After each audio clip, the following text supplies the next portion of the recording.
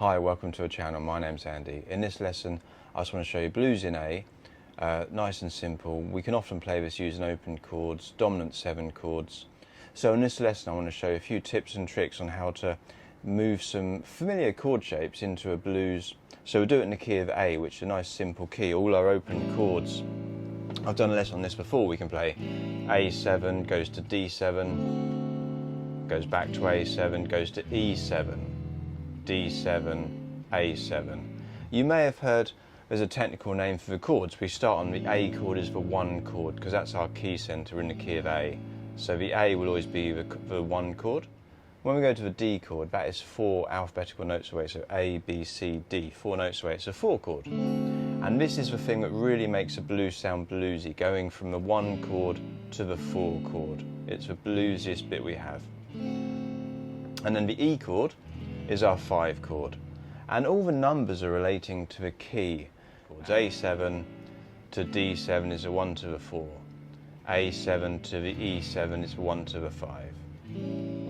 And they're probably the most common chord changes we have in any style of music, really. Kind of rock, pop, blues stuff.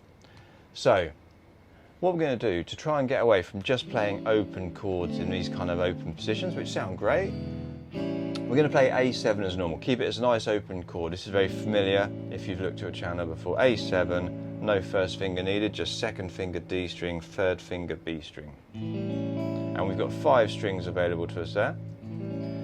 If we went to an open chord for D, it's a very simple change. These 2 fingers move up and we can add our first finger on here.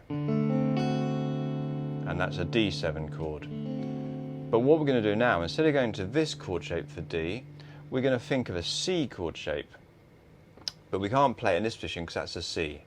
But if we add our little finger onto the G string in the 3rd fret, so the same fret as our 3rd finger's in, we've turned that into a C7 chord. If we're only playing these 4 strings in the middle, the A string, D string, G string and B string, that's C7.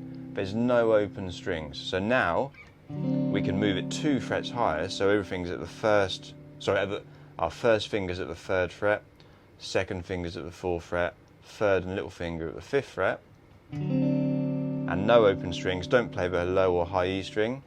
That's now a D7 chord. And the advantage to playing this with no open strings in it is you'll often hear in blues music we'll have these little kind of bluesy side steps.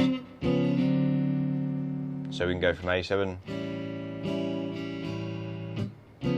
little bluesy slide into D7, D7, little bluesy side step. We can do it on the open chord. It's a bit harder with an open chord because you've got some strings that it can sound a little bit tense and a bit harsh. So I would just keep the A7 but slide into D7, back to A7. And then when we go to the E7 chord, we can do the same thing again. Keep exactly the same chord shape, but now move it 2 frets higher again. So we've gone from a C to a D, now to an E. So we've got the E, D, back to A. If we wanted to play the A chord using the same type of C7 chord, we'd have to come all the way up here to a 10th, 11th and 12th fret. So we'll stick to A just as an open chord down here. So to start the blues, I'll do it slowly. A7 for 1 bar, slide into D, there's our 2nd bar, back to A in the 3rd and 4th bar, slide into D, 5th bar, 2 bars on D, A, slide into E, slide down to D, back to A, and then F to E.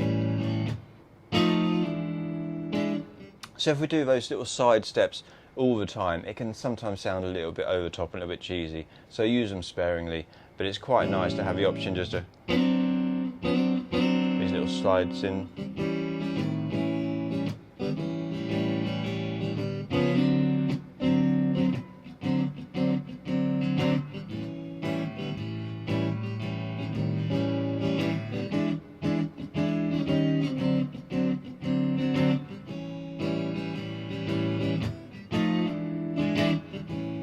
but I love it when we end just the F to E. Reminds me a lot of Elvis records and stuff. And think of it, we're playing a C type of chord shape, but it's now a 7 chord with no open strings, so we can move this chord anywhere. If we wanted to start on the A, we can do it there, down to D, back to A, there's our E, there's our D, there's our A. Sounds a bit weird though, so I would just stick to A down here, into D, down to A, and then E, D, A. And D7, so 3rd and 5th fret. I tend to think of where my first finger is, that's my root note, that's where I'm thinking I want to find the 3rd fret. I've also got a root note under the 5th fret here. These are both Ds. A, D. Up to E, just 2 frets higher. D, back 2 frets. Back to our E position. So have fun with it. I hope you've enjoyed the lesson. If you have, give us a like, give us a subscribe, and I'll see you again soon.